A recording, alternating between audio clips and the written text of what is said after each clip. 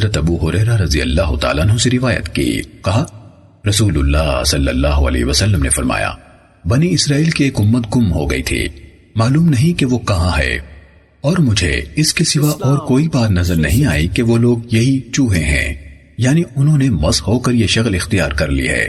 تم دیکھتے نہیں کہ جب ان کے سامنے اونٹنی کا دودھ رکھا جائے تو بنی اسرائیل کی طرح وہ اس کو نہیں پیتے، اگر ان کے لیے بکری کا دودھ رکھا جائے تو وہ اسے پی لیتے ہیں۔ حضرت ابو ہریرہ رضی اللہ تعالیٰ عنہ نے کہا، میں نے یہ حدیث کعب احبار کو سنائی تو انہوں نے کہا، کیا تم نے رسول اللہ صلی اللہ علیہ وسلم سے سنا تھا؟ میں نے کہا ہاں۔ انہوں نے بار بار یہی کہا تو میں نے کہا نہیں تو کیا میں تورات پڑھتا ہوں کہ وہاں سے بیان کروں گا؟ اسحاق نے اپنی روایت میں کہا، ہم نہیں جانتے ان کا کیا بنا۔ صحیح مسلم حدیث نمبر 7496۔ ہشام نے محمد بن سیرین سے اور انہوں نے حضرت ابو ہریرہ رضی اللہ تعالیٰ عنہ سے روایت کی، کہا چوہیا مسخ شدہ ہے، اور اس کی دلیل یہ ہے کہ اس کے سامنے بکری کا دودھ رکھا جائے تو یہ پی لیتی ہے، اور اس کے سامنے اونٹنی کا دودھ رکھا جائے تو یہ اس کو منہ تک نہیں لگاتی۔